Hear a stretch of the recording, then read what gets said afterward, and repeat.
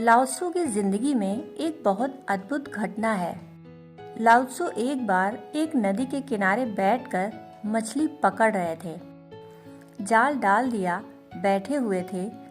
उस देश के राजा ने लाओ त्सु की खोज के लिए कुछ लोग भेजे और उनसे कहा कि लाओ त्सु कहीं भी मिले तो उसे पकड़ लाओ।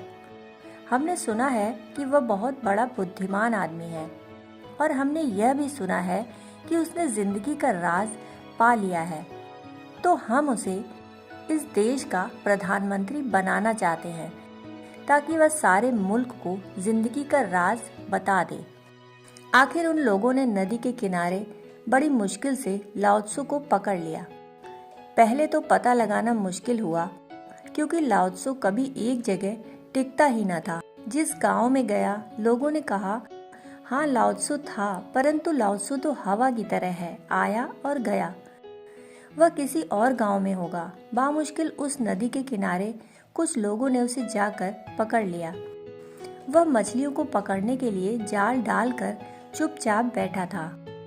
उन्होंने जाकर कहा, लाओ त्सु क्या पागलपन कर रहे हो, फेंको इस जाल को। देश का सम्राट तुम्हें प्रधानमंत्री बनाने को उत्सुक है।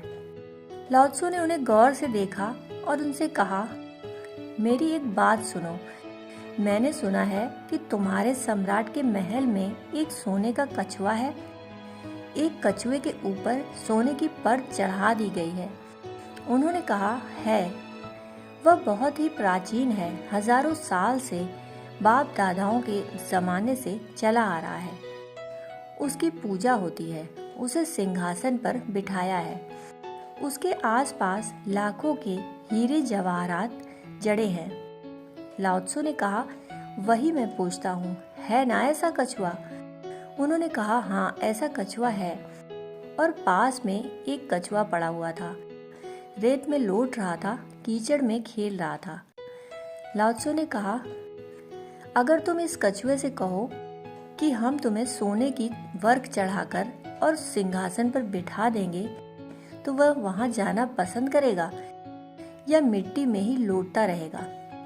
लोगों ने कहा कि पागल होगा अगर वह वहां जाना पसंद करे, क्योंकि वहां सिंहासन पर बिना मरे कोई बैठ ही नहीं सकता।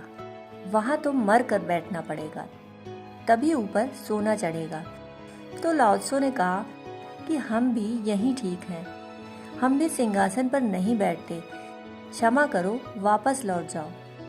उन लोगों ने कहा, तुम पागल हो गए हो, जिंदगी को छोड़ते हो, प्रधानमंत्री बनने का मौका मिल रहा है।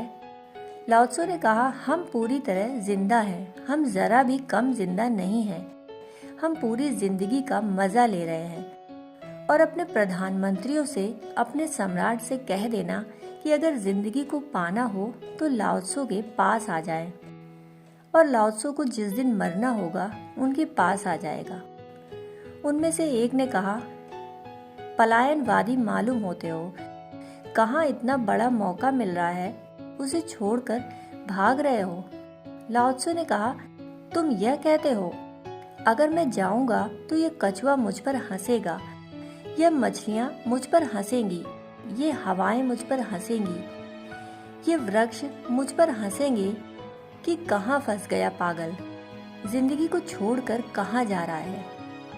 जिंदगी कहाँ है यह हम ठीक से समझ लें तो पलायन क्या है यह भी समझ में आ जाएगा। जिंदगी कहाँ है, जहाँ हम जी रहे हैं वही जिंदगी है। हमने गहरी भूल कर ली है। हमने जीवित रहने के रास्तों को जिंदगी समझ लिया है। हमने आजीविका की व्यवस्था को जिंदगी समझ लिया है। जिंदगी जीने का हमें मौका ही नहीं मिलता। जिंदगी की व्यवस्था बाहर हो सकती है, परंतु जिंदगी भीतर है। लेकिन हम बाहर के ही इंतजाम में खो जाते हैं और भूल जाते हैं। कोई व्यक्ति भीतर की तरफ जाए तो हम कहेंगे, क्या पागलपन कर रहे हो, जिंदगी छोड़कर कहाँ भागे चले जाते हो। जिंदगी की व्यवस्था बाहर हो सकती है, परंतु जिंदगी भीतर है। दोस्तों, कहानी सुनने के लिए आपका बहुत बहुत आभार।